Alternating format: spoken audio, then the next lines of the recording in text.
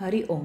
योगदास जय गणेश जोशी यांनी निरूपण केलेला ज्ञानेश्वर माऊलींचा हरिपाठ अभंग 15वा ओवी क्रमांक 61. सर्वांगटी राम देहादेही एक, सूर्य प्रकाशक सहस्ररश्मी.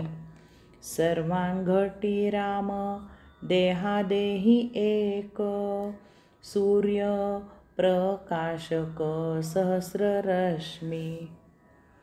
या ओवीमध्ये श्री ज्ञानेश्वर माऊलींनी परमात्मा सर्वत्र भरलेला आहे हे सोदाहरण सांगितले आहे. त्यांनी यासाठी सूर्याचे उदाहरण दिले आहे. सूर्यप्रकाशक सहस्ररश्मी. आपल्या ग्रहमालिकेला सूर्य एकच आहे. या एकाच सूर्याची अनंत कोटी किरणे दशदिशांनी फाकतात आणि त्यामुळे दशदिशा उजाळून निघतात. ती अनंत कोटी किरणे त्या एकाच सूर्याची असतात. त्या एकाच सूर्याच्या अनंत कोटी किरणांमुळे आपल्याला प्रकाश मिळतो. आत्मप्रकाशाला साक्षात्कारात अनन्य महत्त्व आहे. परमात्म्याची एक झलक प्रकाशित होते आणि योग्याला आत्मानुभूती मिळते.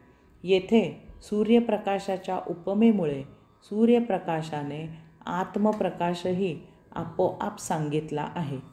ईशावास्य उपनिषदही आत्मतत्वाला साक्षात्काराला सूर्यकिरणांचीच उपमा दिली आहे. पुष्यन्नेकऋषे यम सूर्य प्राजापत्य व्यूह रश्मीन समूह.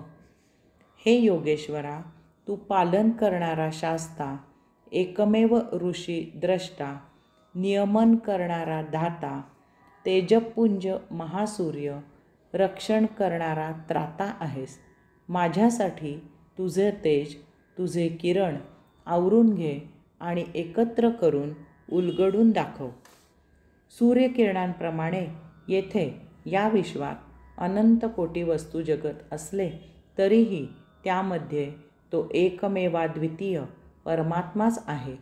तेच ते एकमेव आत्मतत्व समस्त वस्तू जगतात भरलेले आहे.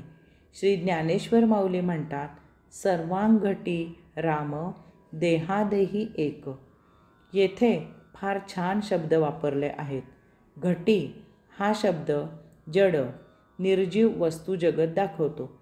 देहादेही सजीव वस्तू जगत दर्शवितो. याचा अर्थच असा की सजीव किंवा निर्जीव अशा सर्वच वस्तू जगतात ते एकमेवाद्वितीय परम आत्मतत्व भरलेले आहे. तसेच देहादेही या शब्दाची देह अधिक अदेह अशी फोड केली तर सजीव आणि निर्जीव अशा सर्वत्र वस्तू जगतात तेच ते एकमेवाद्वितीय परम आत्मतत्व भरलेले आहे असा अर्थ घ्यावा.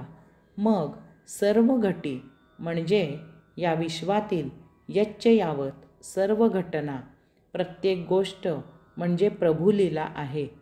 प्रत्येक घटनेमागे तो एकमेव परमात्मा आहे. तेव्हा प्रत्येक घटनेचा साक्षी राहून स्वीकार करून आनंदाने आस्वाद घ्यावा. असा फार सुंदर अर्थ घेता येतो. हरि ओम.